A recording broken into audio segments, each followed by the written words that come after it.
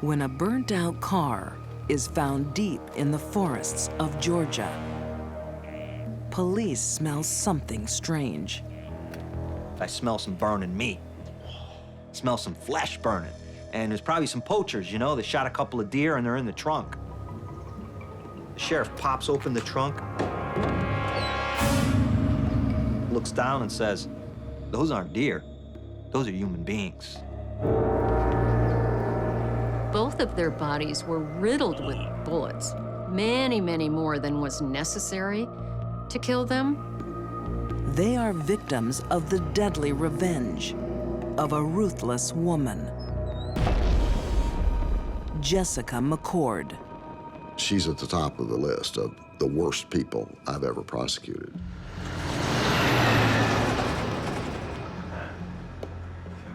The first time Alan Bates kisses Jessica McCord, his life is set on a dangerous course.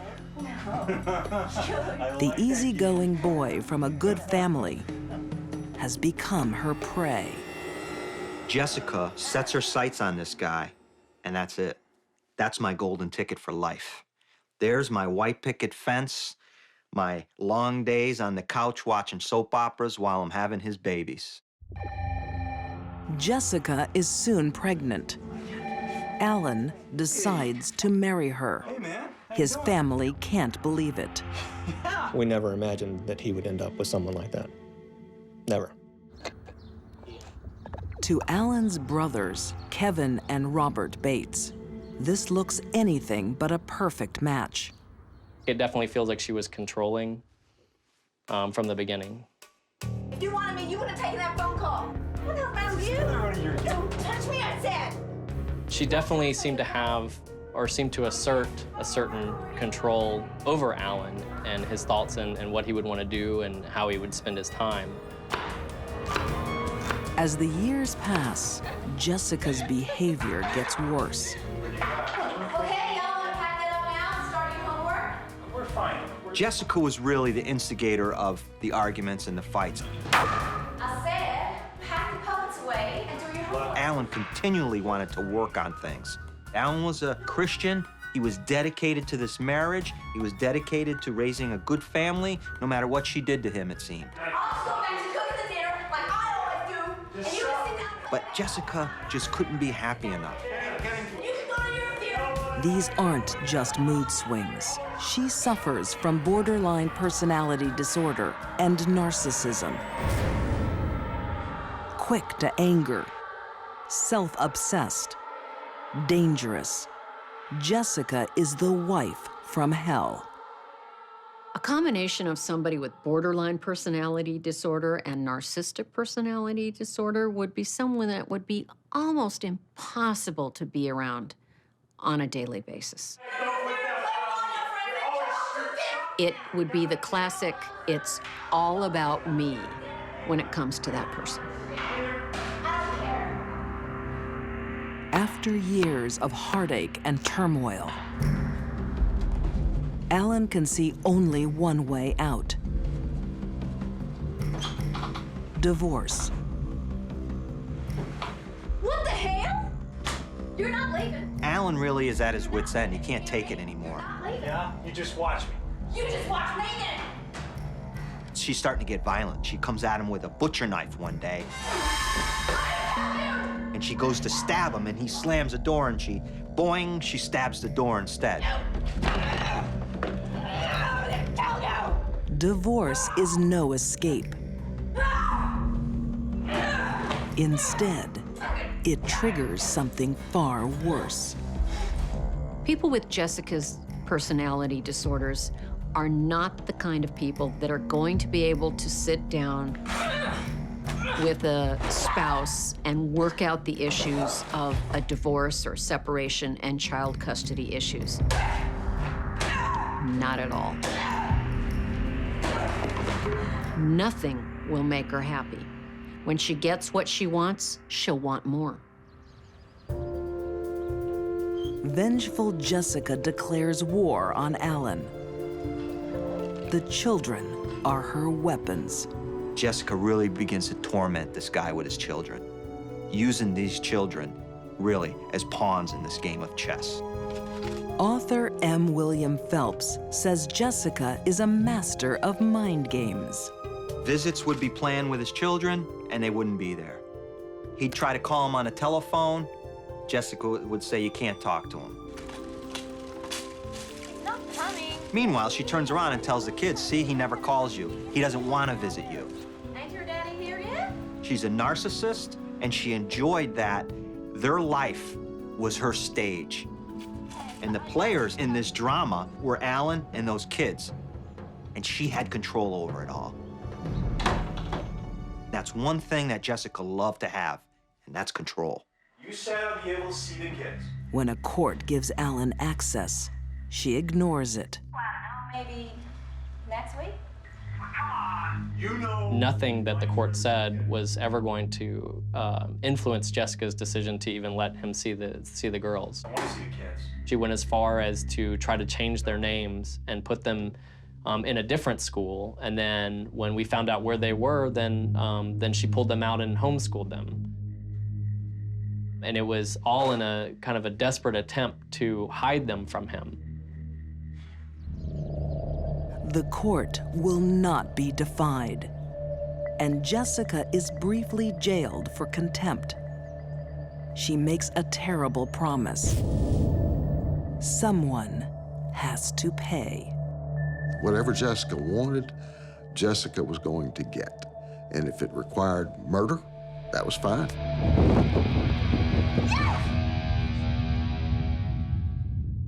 My turn to see him, and I'm going to see him. Alan Bates is a man in trouble. Don't call here again. When he divorces his wife, Jessica, he makes a vicious enemy. It's over a 6-year period of time where in and out of court, he's fighting her for custody, he's fighting her just to see the kids. Alan makes a fresh start with new wife, Tara. I definitely feel that Tara was Alan's soulmate. She brought new life back into Alan when she came into his life.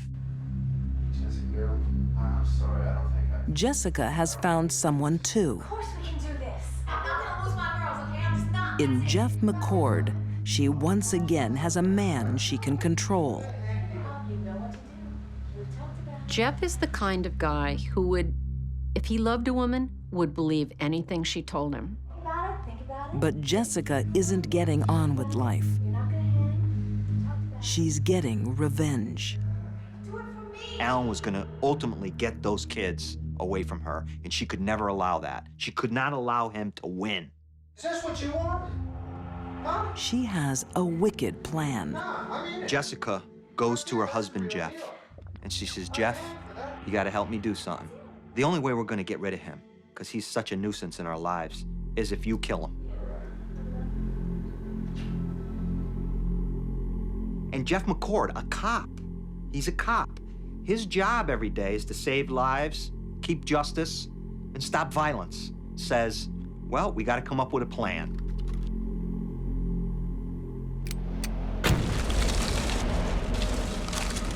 A few days later, Where's the kids? as planned, Alan and Tara arrive to pick up the children Hey. Hey, where are the kids? Oh, they're inside. The girls and want walk to- straight into a death trap. Come on. Come on, man. Come on. Alan knew Jessica's violent history. She tried to stab him with a knife one time. I'm surprised, really surprised, he went into her home. I don't think he would have entered that home had it not been the lure that his children were going to put on a show for him. Okay, y'all want to come downstairs here? It'd be nice to have a little play at the Jessica invites them into the living room and says, sit down on the couch. The kids are upstairs. Let the girls know you're here. Kids weren't even at the house at the time. Another lie. Okay, they won't be long. You know, the girls have actually been quite sick. Really? Yeah, so I don't know if it's a good idea to be going out in this weather. Look, we gotta get going, so... And Alan is impatient. We gotta catch a flight, we gotta go. What's all this hospitality all of a Well, sudden? Sam's actually been having trouble with her nap. Ain't she? So Jeff just walks up, Hey, just a man pulls for the the gun job. out of his Where are the back. girls? She falls to the ground. Alan gets up, he just fires at Alan 4 times.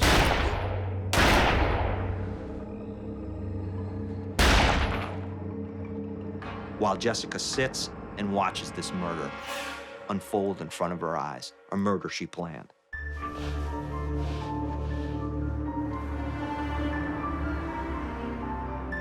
According to Chief Deputy District Attorney Roger Brown, the seeds of her appalling crime were sown years before. She grew up in a broken home. Her mother and father were divorced, and her father was abusive, physically abusive to her and to her mother.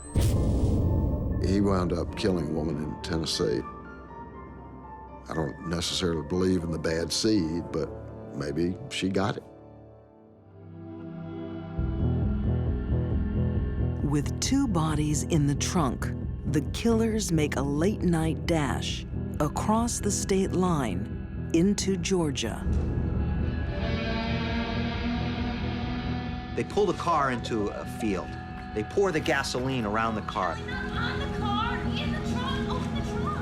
They pour the gasoline on the bodies. They pour the gasoline on the seats of the car.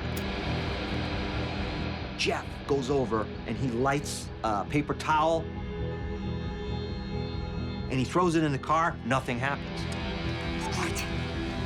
So then Jessica goes over and takes care of it herself.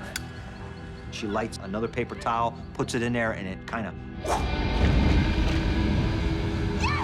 This car was just engulfed in flames. Jessica's arrogance will be her undoing.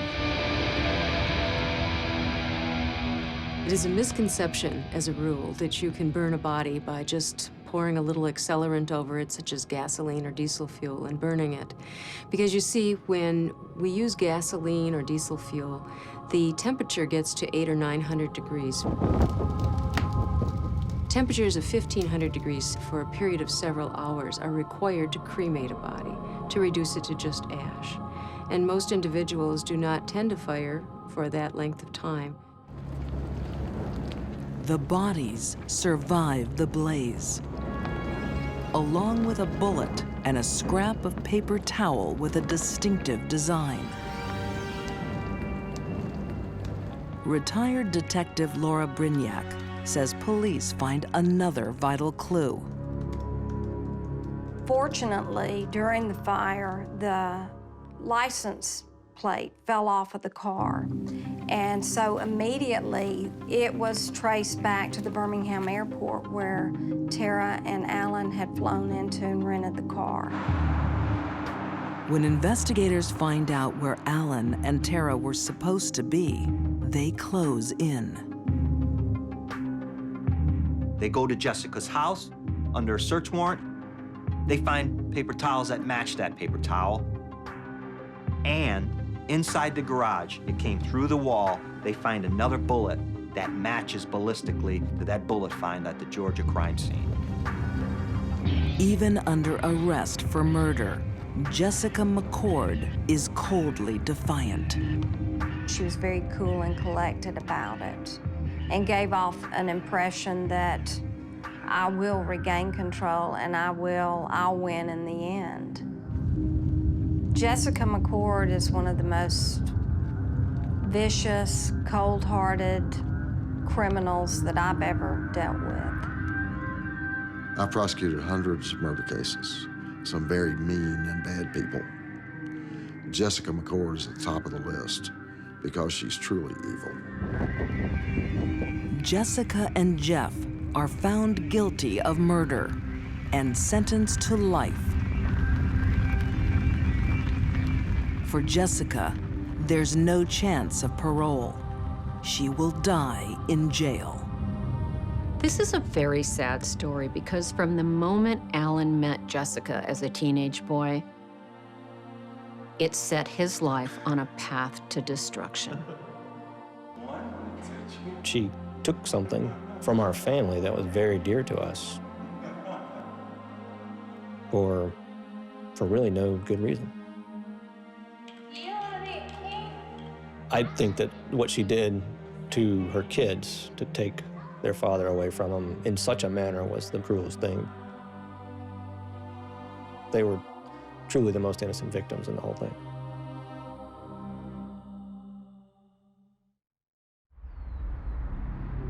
For some women, the burning desire for vengeance is a dangerous emotion. Revenge is the #1 motivator of murder. It's a very powerful force. And deadly revenge can be taken anywhere.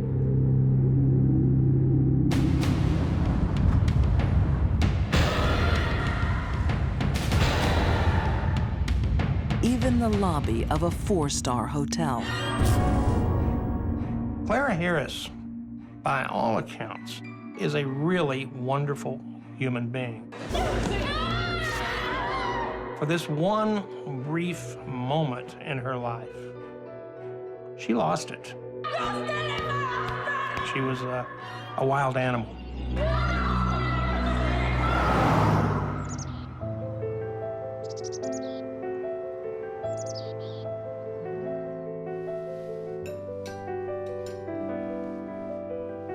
Clara Harris emigrated from Colombia and found the American dream. Hey, darling. What's up? Looks good. College education, marriage to a wealthy dentist, a lavish home. But the dream has a fatal flaw. Her husband, David Harris. What's this? It's a salad. I made it for you. Yeah, but I don't like rocket in my salad. David Harris was a self-indulgent, egotistical clod. Everything about David was have the best of everything, have the best looking woman, have the best car, have the best house on the block, which they did.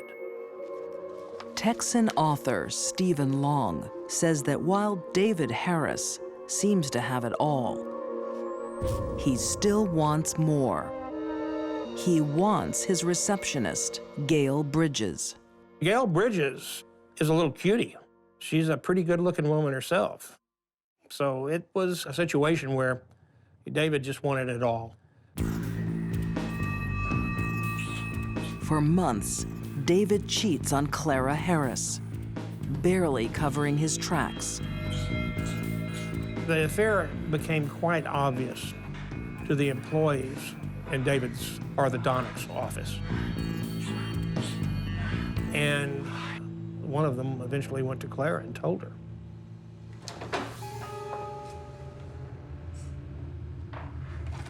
David's affair will become his death sentence.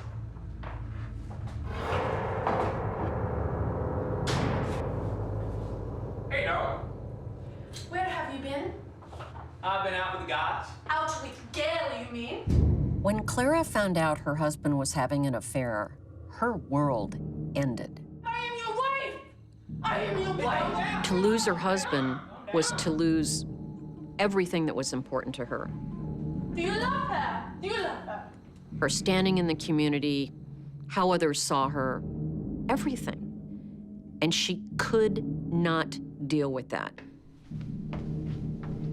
A shattered Clara won't leave her husband. She responds with obsession about her rival for David's love. She begged him to know about the other woman, demanded that he tell her about the other woman. According to private investigator Bobby Baca, that request sparks a searing comeback. And he said, okay, here's the differences. She has a boob job, you don't. She has little feet, you have big feet. She's got no fat. No fat. She's perfect. She fits better in bed with me than you do. She's smaller, she's more petite. You're fat, she's not. She basically made him tear her ego down. For David to tell Clara he was having an affair with another woman was like stabbing her in the heart. But to give her details and compare her to the other woman was like turning the knife. Clara couldn't take it. With jealous determination, Clara sheds the pounds. But the affair goes on. Clara was desperate to save her marriage. And she thought, because of things David said, that if she lost weight, if she was prettier, if they made love more often, that would be all it would take. But those are very shallow fixes for a very damaged marriage. Soon, the damage to her marriage will be complete when Clara takes matters into her own hands. He tells Clara he's going to break up with Gail, and he takes Gail to bed. He couldn't possibly have been thinking about what Clara would do.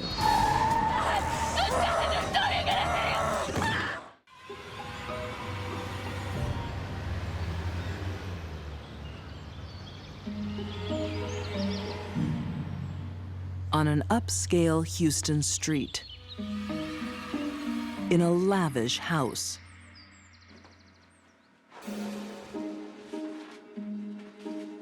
a marriage is on the rocks. Clara Harris is becoming desperate. There's no evidence that Clara has any kind of psychiatric disorder. She had cheating husband disorder. For her, big problem. Dentist David Harris has been caught having an affair with his receptionist, Gail Bridges. His next lie will turn this once loving wife into a killer. David told Clara that he was going to meet with Gail and break off the relationship once and for all. But Clara doesn't trust her husband anymore. She goes to private investigator Bobby Baca. She said, here's all the case information. He's going to meet her tonight. If you can get close and get recordings of what they're saying. She wanted that. Bobby puts one of her team on the case. She soon discovers that David Harris has no plans to break up with his lover, Gail. He went up into a hotel, checked into the hotel. He was with the other woman. Wait a minute, sexy boy. And at that point, we just wait for them to come out and video them coming out. And there's no reason why a married man would be alone in a hotel with another woman unless there is adultery. Oh, I can't believe it. And he lied to me and he's down here. Right, Mom. I'm so sick of it. Mom. When Clara learns the truth from the PI firm, I'm so furious. she snaps. Just leave it, just leave it. Enraged, she makes 16-year-old stepdaughter Lindsay phone her father Daddy, you have to come home. Bradley's sick. with a lie to lure the lovers out. All right. Okay. Good. Thank you very much. And that is where our story really becomes incredibly violent, because she saw them come downstairs, get out of an elevator, hand in hand.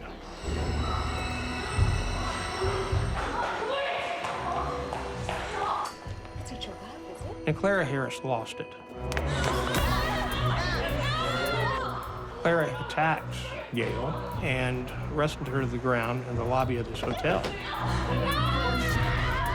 She snapped.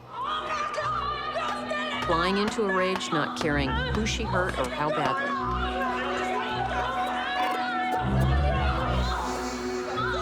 It's more than just a struggle. Clara's vengeful fury is shocking. The fact that Clara attacked Gail, and then once she was pulled off, went back and bit her, she's acting like an animal. Then, the final humiliation. David Harris told her, it's over, Clara. You've blown it, it's over. And he walked out with the other woman. But it isn't over.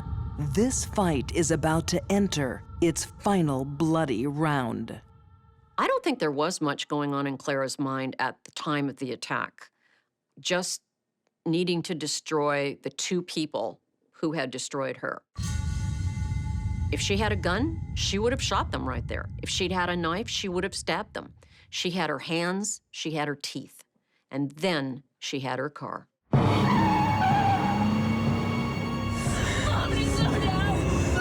Clara guns the car. In her blind anger, she's racing through the parking lot. She came around. That's when my PI first saw her. David is escorting Gail around the hotel to the back.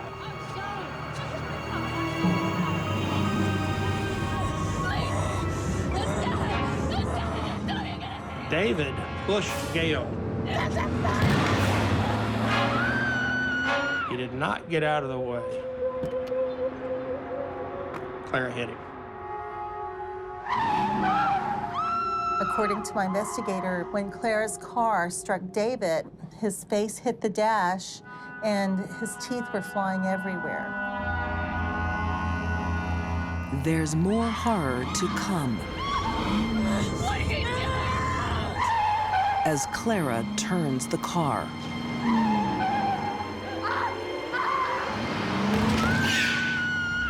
And then began this circuitous route of her coming back around to run over him again and again and again.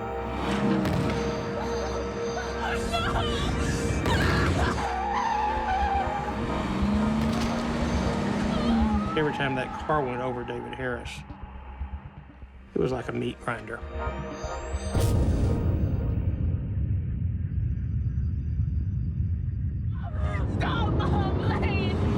From the passenger seat,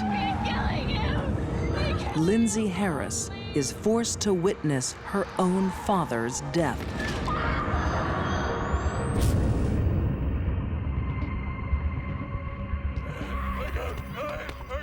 Clara stopped the car and got out and grabbed David, who was at that time barely breathing. And she picked him up and said, "David, look at what you made me do."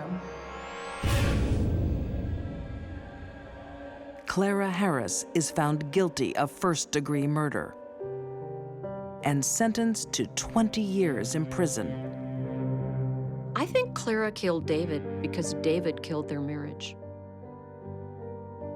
After years of belittlement and an ongoing affair, Clara could not be pushed any further.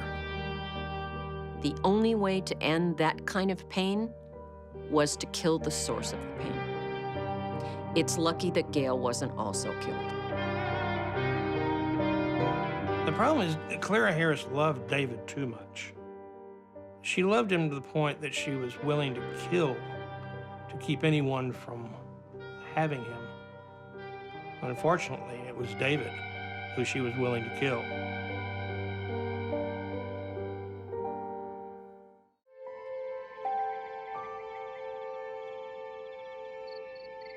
The vast Arizona desert holds many secrets. Not all of them are meant to stay hidden. It was very hot, dusty.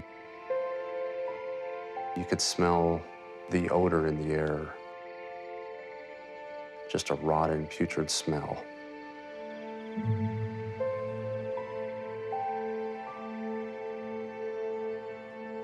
October 2004, Phoenix detective David Barnes is called to investigate the contents of a mysterious container. I remember looking down into the tub and just seeing just a torso and seeing the white flesh of a stomach area of a portion of a man. The dead man has a story that Detective Barnes will never get over. How could she do that to the father of her son? Nowhere. He'll be around this somewhere. There he is.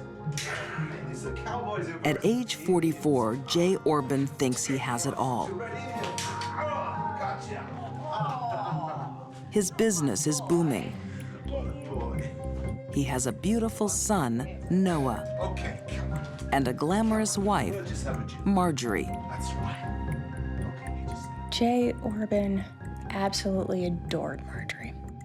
He had a ring designed for her with a large diamond in it. He had bought her a new car.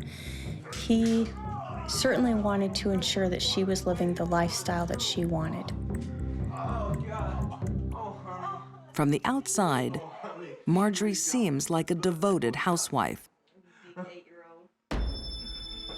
She cooked, she baked, she cleaned the house, she did home improvement projects, she cared for her son. As journalist Shanna Hogan investigates Marjorie Orban's story, she finds a surprising past. She grew up with ambitions of becoming a professional dancer, and along the way, her life took an X-rated detour, and she found herself stripping.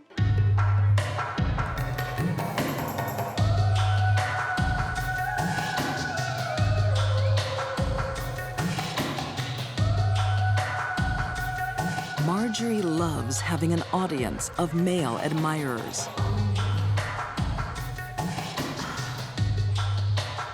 One of the things she cared most about was being physically desired by lots of men.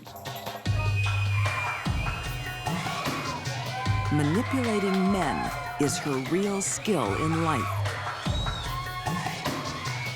She comes across as an attractive lady, very charming, very nice, very sweet, but very manipulative. She was very good at using others to get what she wanted. But Marjorie is getting older, and something in her life is missing. She was able to convince people to give her things, but the one thing that she could never have was a baby.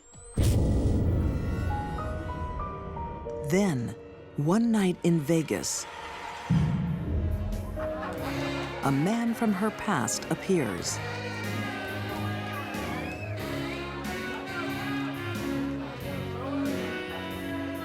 Ex-boyfriend Jay Orban has been obsessed with Marjorie for 10 years.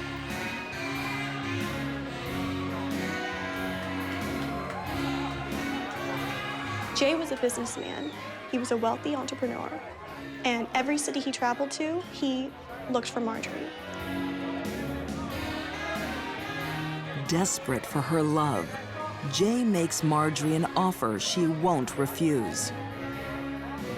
Marriage and the baby she wants so badly. But with Marjorie Orban, nothing comes for free. She made him a bargain. If she would come to Arizona and live with them for 2 years, and if after those 2 years she wasn't pregnant, then she would leave him. For Jay Orban, it will become a pact with the devil.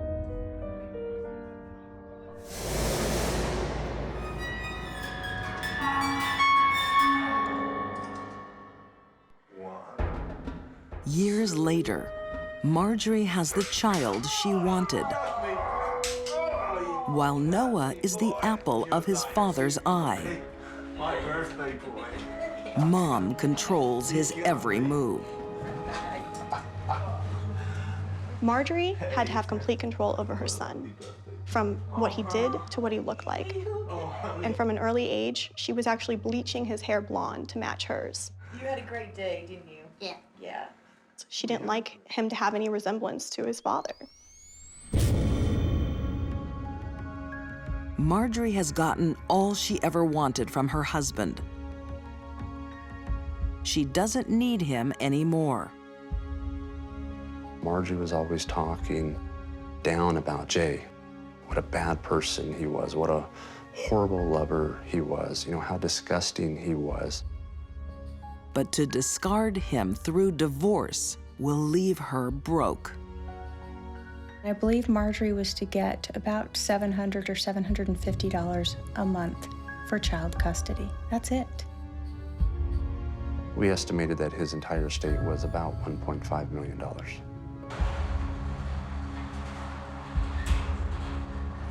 To his beloved wife, Jay Orban is worth more dead than alive. On September 8th, 2004, Jay Orban came home early from a business trip. It was his 45th birthday, but he never made it inside the house.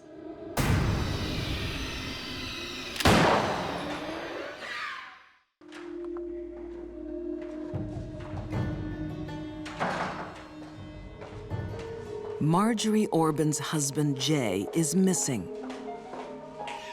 Instead of grieving, she's having the time of her life. She immediately started to drain the bank accounts. And she bought a $12,000 piano immediately. She had the house repainted. She bought new patio furniture, new water fixtures for the yard. She was maxing out the credit cards. And also, she was hoarding cash.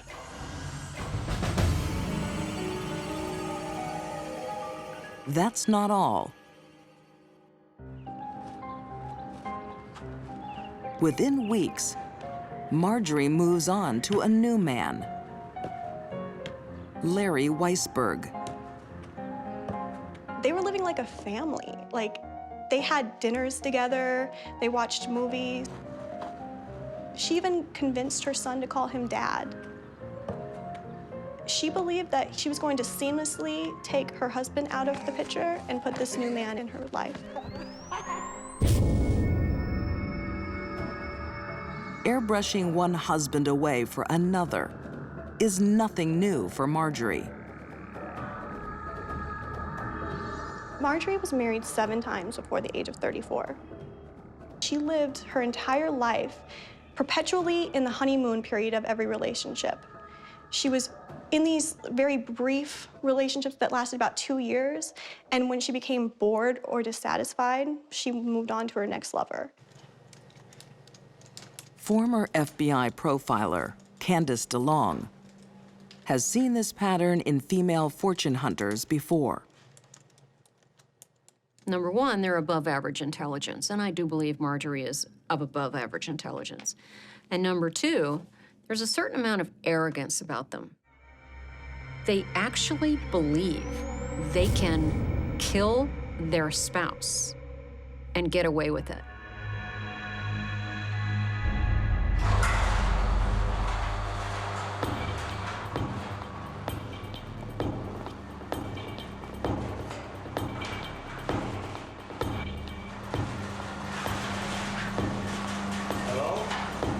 The night Jay came home, I don't believe he suspected anything was wrong or anything was going to happen to him. Hello, honey? What's going on?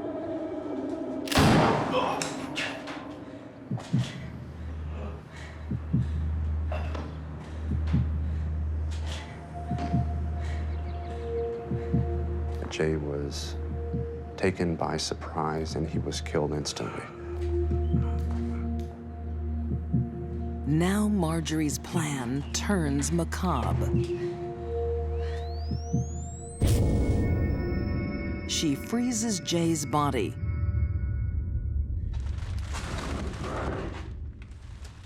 and reaches for her toolbox.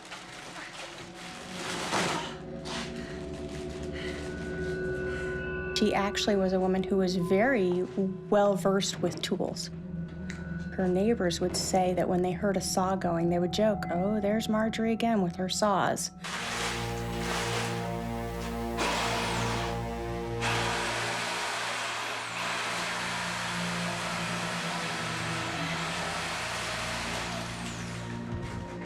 When one is using a jigsaw to dismember a frozen body, there will be no smell, and there will be no or very little blood.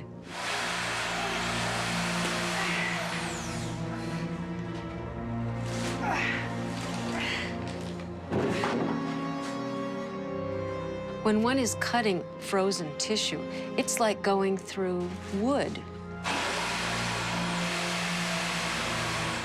To me, this shows an utter disregard, total contempt for the man that he once was. He meant nothing to her. His remains meant nothing to her.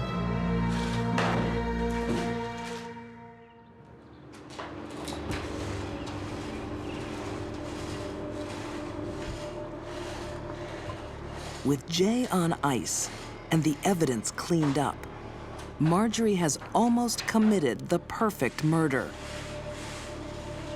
But greed is her undoing. She discovers that with no body, there's no insurance payout for another 7 years.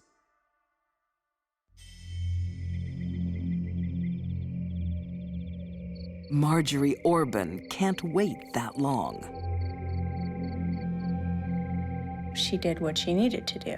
She took part of the remains and she dumped them out there where she knew people were walking through. It was obviously intentional. Marjorie needs police to find Jay's body. But to a forensic pathologist like Janis Amatuzio, a dead body holds many clues. The art of identifying tool marks on bone is quite sophisticated. The particular striations or marks on the bone can be compared to a class or a type of pattern of saw blade. Blades found in Jay Orban's workshop match the marks on his bones. The next piece of evidence helps clinch the case. Marjorie is caught on security camera, buying the same storage containers that Jay's body is found in.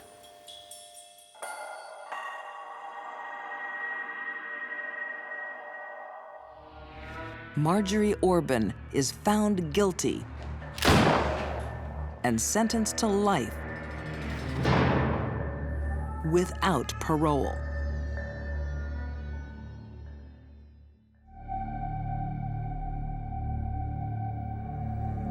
She will spend every day for the rest of her life behind bars. She will be there until her hair turns gray and time has erased all trace of beauty from her face. I think that's the only loss I think Marjorie is actually sad about.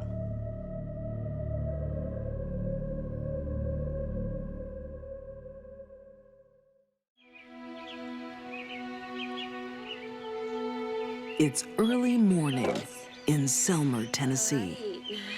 Pastor's wife, Mary Winkler, is taking her daughters on a road trip. She was taking them to the beach. She had always wanted to take them to the beach. The father, Matthew, had always promised to take them to the beach.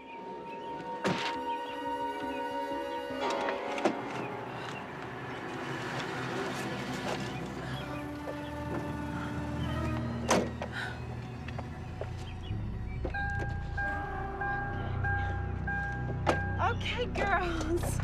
Who wants to go to the beach, huh? Me!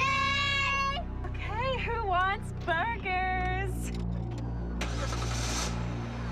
She wanted to take her girls to the beach to enjoy one last day before their lives as they knew them ended.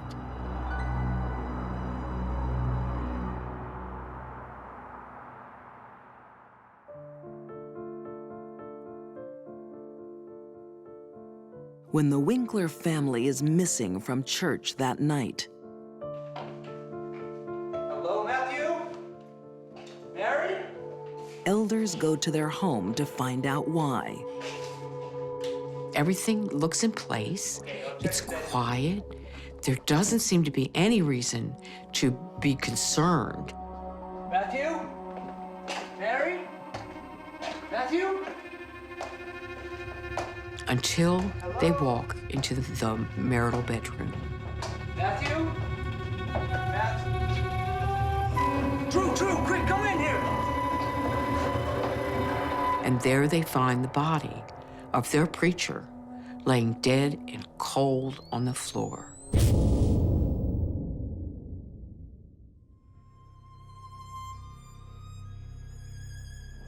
When Sergeant Roger Rickman attended the murder scene that day, he had no idea of the storm that was brewing. We really wasn't sure what had happened.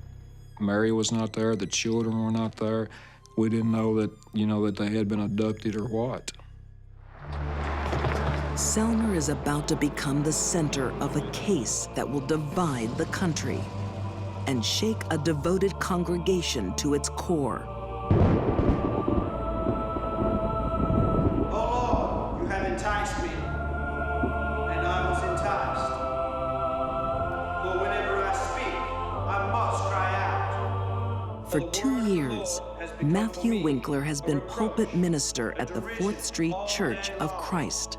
Matthew came from a line of preachers, his father and grandfather. That's what he did in life. That was his vocation. Matthew's career means he is always in the spotlight, and so is his wife, Mary. If you're a preacher or a preacher's wife or a preacher's child in a small town, you're constantly under a microscope. But away from the eyes of the congregation, Mary is under even more intense scrutiny. Look, we got French fries. They're really yummy. Now that's a healthy meal, isn't it? He expected more of Mary than anyone should expect of a human being. Yeah, sure you can. This was a marriage where the husband was in charge and made all the decisions. Okay. He would lose his temper. He would belittle her.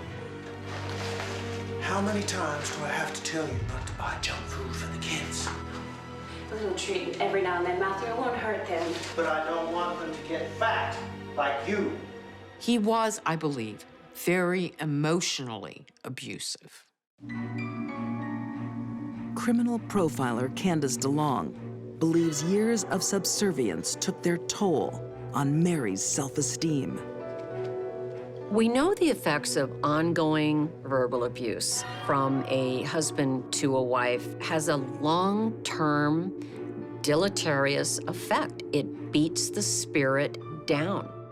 Throw that in the bin. They begin to believe what the offender is telling them, which is that they're worthless. Don't talk back to me. That's your ugly coming out in you. Then one night, Mary receives a mysterious email that seems to offer a chance to prove she's not worthless. She never could seem to make ends meet, and she saw what she thought was an opportunity. But unfortunately, her solution to financial difficulty was to get involved in what is commonly called a Nigerian scam. Mary falls prey to an online fraud that sinks the Winklers deep into debt. Her secret plan to prove herself has backfired, and she can't bear to admit her failure to Matthew. She couldn't find any way to sit down with her husband and say, I screwed up. I'm sorry. I believe she kind of got in over her head over that, and she didn't want Matthew to find out about it, and I think that's why she done what she done to him. Dawn on March 22nd, 2006. The last day of Matthew Winkler's life. That morning, the baby was crying. We knew that Matthew liked to sleep.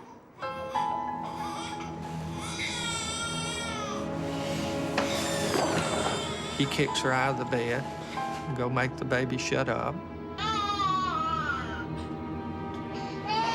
horrified, Mary's protective instinct takes over. Mary said that he suffocated the baby. That was Mary's choice of words. A momentary squeeze like that I would not call suffocation, but Mary did. And I think that raised up some internal rage. Mary is seething. She wants to confront Matthew. I think she was at her wit's end, and now she wasn't the one being punished. Her children were being punished. But Mary knows her husband won't listen to her. Unless he's not given a choice. She said that he always said that a shotgun like the one he had would make a hole this big in you. And that made her think that a shotgun would get his attention. Get up. Get up, Matthew. I want to talk. I want to talk.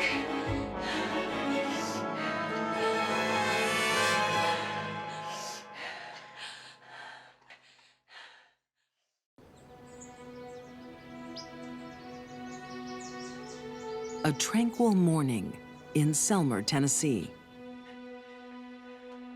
I do not think that Matthew Winkler spent 1 minute of one day of his life ever thinking that he had anything to fear from Mary Winkler. Get up. Get up, Matthew. I want to talk. Pastor's wife, Mary Winkler, has decided to stand up to her husband after years of abuse. What happens next remains in dispute to this day. We only know what the physical evidence shows us, and we only know what Mary tells us. Mary got the shotgun to get his attention. Get up. Get up, Matthew. I want to talk. It's possible when Mary was holding the shotgun on Matthew that she did not intend to kill him, possibly that she was intending to scare him, taking back her own life. It is entirely possible that was her intention. Things didn't work out that way.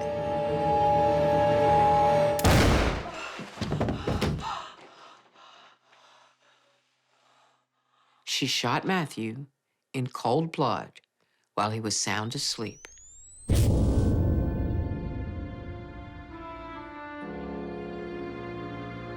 In my opinion, he never got out of the bed. She just come in there in cold-blooded murder and shot him.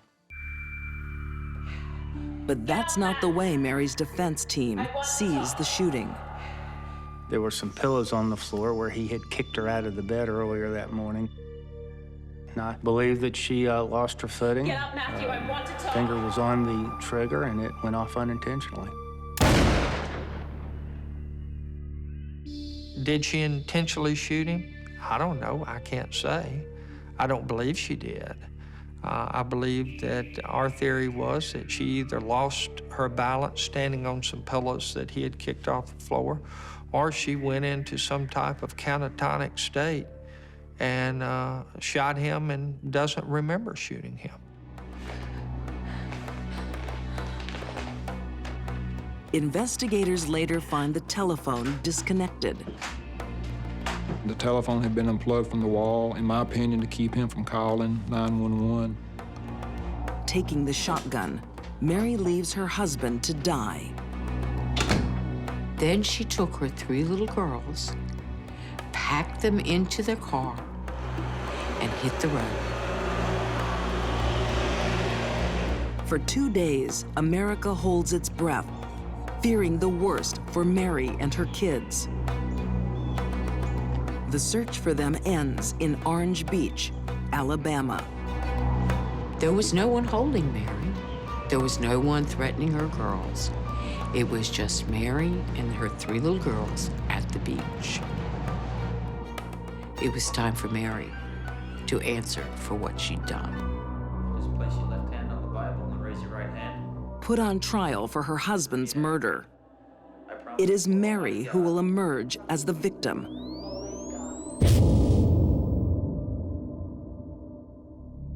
Mary painted a picture of a horribly victimized woman on the witness stand. Marriage lasted right at 10 years. I believe it was 10 years of hell. Mary's defense centers on 3 kinds of abuse she claims to have suffered at the hands of her husband: emotional, physical, and sexual. She said that Matthew forced her to commit sexual acts that she didn't want to do. He made her dress up in tardy shoes and wear wigs and wear slutty skirts. He made her do oral sex. He made her do anal sex. And this was outside of prescribed behavior for Christian couples in her mind. That's what Mary claimed in that courtroom. According to author Diane Fanning, many of Mary's claims lacked proof or substance.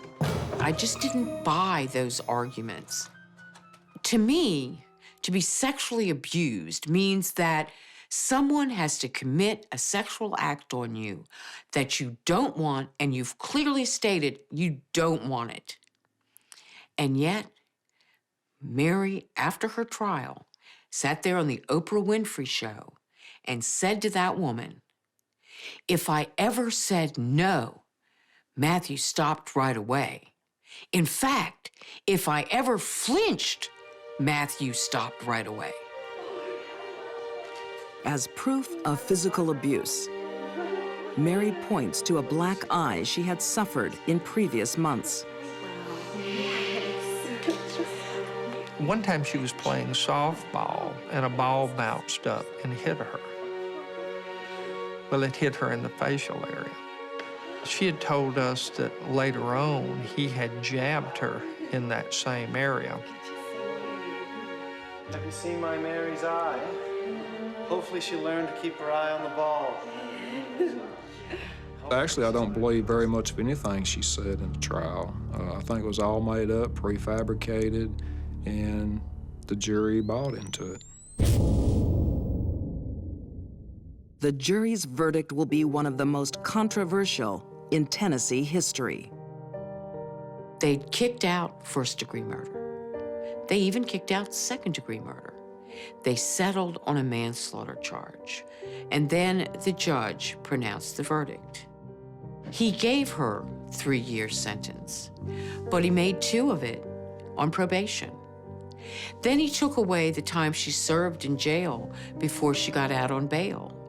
And suddenly Mary had a sentence of 61 days remaining to serve.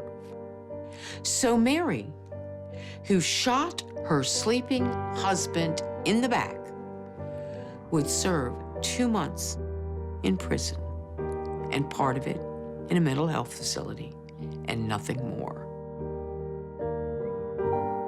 Mary got away with murder. For defense attorneys Leslie Ballin and Steve Faris, the verdict is a triumph of justice. It was an outstanding outcome. We took a person who had no voice in the system, and we spoke for her. We gave her what I believe was a good defense, an honest defense, a true defense, and we saved her life. Today, Mary has custody of her 3 children and has begun a new life. It's a happy family, certainly one without a father in the house, but she is doing great now, just super. I describe Mary as a cold, calculated murderer. She premeditated Matthew Winkler's murder, and she followed through with it. I'm actually today still concerned for her kids because, you know, if she could do this to her husband, she could do anything. America remains divided about Mary Winkler. Is she a battered wife who killed by mistake? Or a cold-hearted murderer who remains dangerous?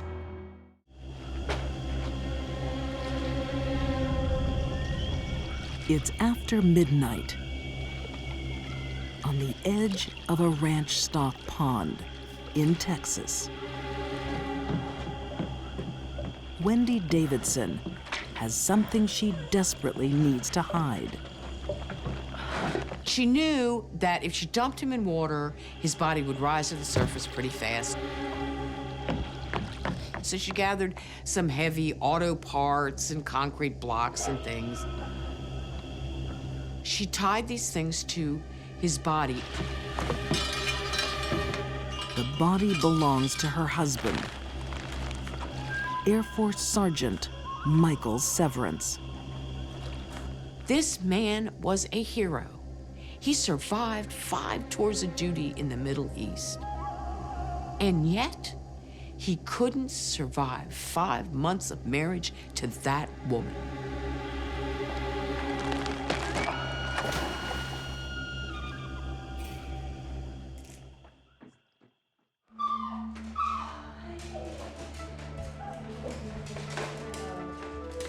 On the outside, Wendy Davidson looks like a smart, successful vet. Cleanse your teeth. Okay, open wide. Good doggy. But Wendy's family makes life complicated.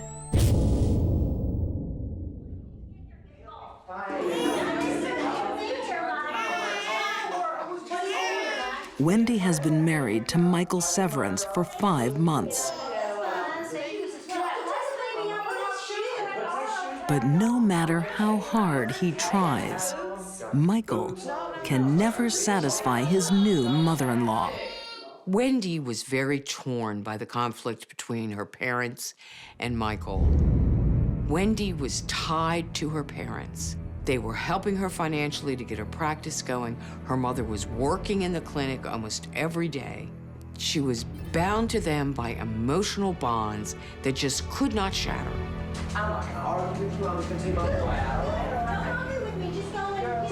When Michael and Wendy plan a visit to his father in Maine, Wendy's mom doesn't like the idea.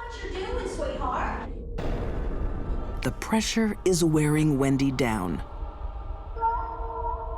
Somehow, Wendy, in her self-centered, vainglorious way, decided that this was the solution to her problem.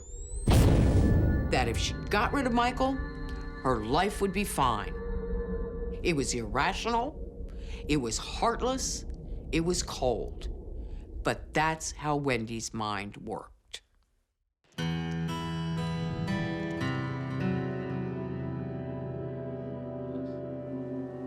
In January 2005, Les Severance waits for his son and his grandchild to arrive for their first visit to Maine. I come through the door, pumped, let's go. We gotta go pick up Mike. And they give me the news that Mike's not coming. Nobody knows where he is. Wendy says her husband has mysteriously gone missing. A father's instincts say something is wrong. It was just all piling up that something is amiss here. That something's not right.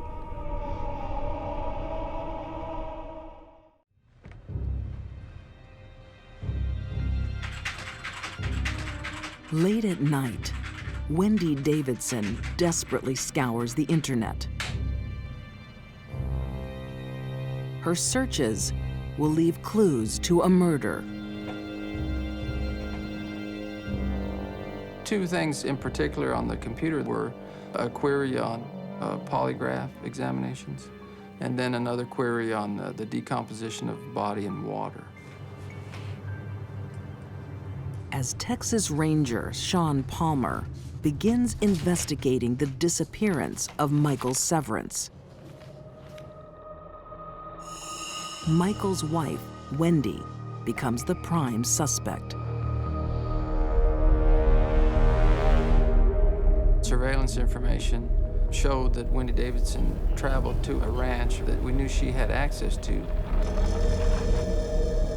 On that ranch is a pond with her dark secret. The Texas Department of Public Safety dive team assisted with the search of the pond and ultimately discovered Michael Severance's body.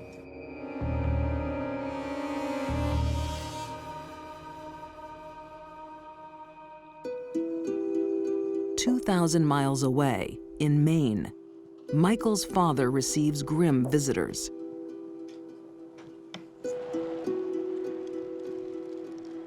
And then when I pulled in the driveway, I see the Air Force plates.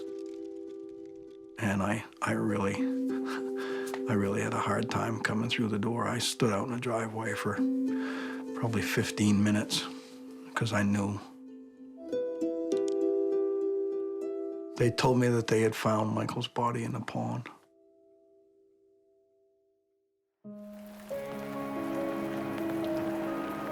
As police close in, Wendy Davidson panics.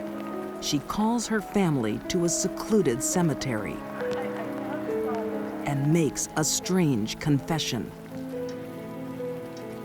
She told her brother that I did not kill Michael Severance, but I disposed of his body. She said, because I knew someone in my family must have killed him, and I wanted to protect my family. But all the evidence is pointing to Wendy. One of the things that was critical in the investigation was the drugs that she kept at the clinic.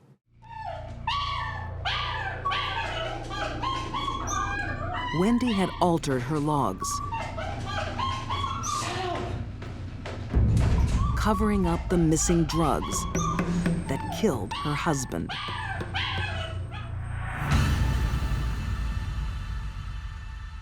Law enforcement pieced together all the little bits of evidence and came up with a scenario.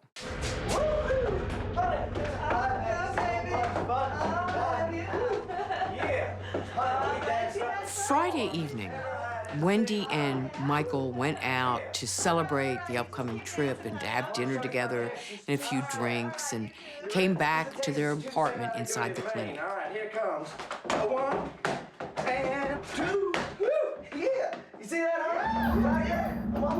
Law enforcement believes she put a little phenobarbital into the beer that Michael drank. Man, I could really use a beer right now. Then they believe the combination of the phenobarbital and the beer that night just put him right to sleep.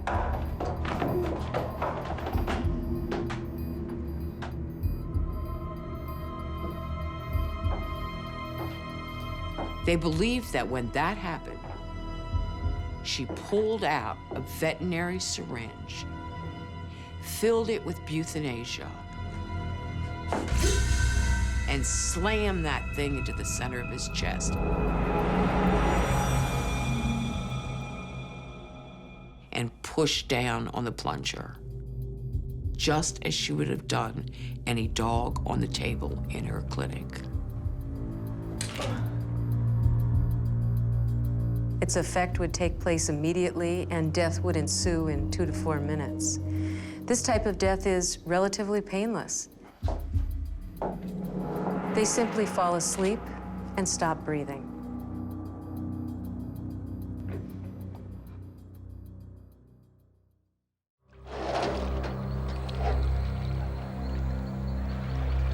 After dumping his body in the stock pond, Wendy thinks she's finished the job.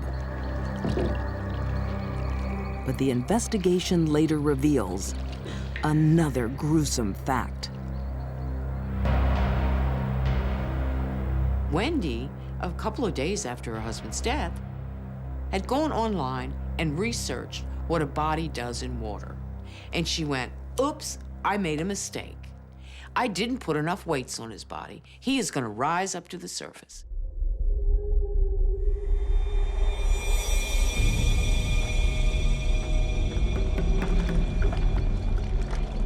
Wendy returned to the pond.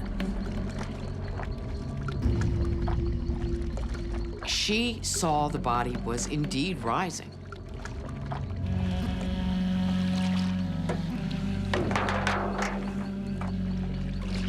It's not difficult to sink a body, but it's very difficult to keep a body down once it begins to decompose. The process of decomposition and the manufacture of gas in the body is relentless and ongoing. Wendy has to get rid of the evidence one more time. She took out her blue veterinary knife and stabbed his body 41 times. Mutilating a dead body of someone that you supposedly loved, pretty gruesome thing to do, pretty incredible thing to do. I think most people can't even begin to imagine themselves doing such a thing. So she got past whatever hurdles she had to get past to do it.